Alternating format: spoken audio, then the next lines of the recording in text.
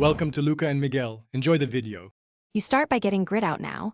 Tap the strainer gently over a trash bin to remove loose leaves.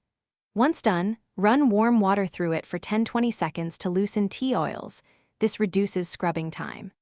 Make sure to assemble 1 tablespoon baking soda, a soft bristled brush, a bowl of hot, not boiling, water, and a towel. Having these ready keeps the process uninterrupted and prevents resoiling the mesh while you work. You now move to a targeted soak. Place the strainer in hot water and add 1 tablespoon baking soda. This lifts tannins and breaks surface oil. Soak for 10-15 minutes. After soaking, take your soft brush and brush the mesh gently from both sides using small circular motions.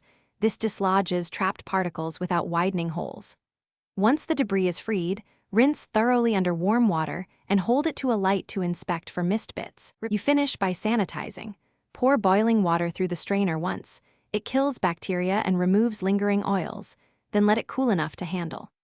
After cooling, dry every surface with a clean towel and then air dry for 10-15 minutes to ensure no moisture remains, because trapped water can cause spotting or corrosion.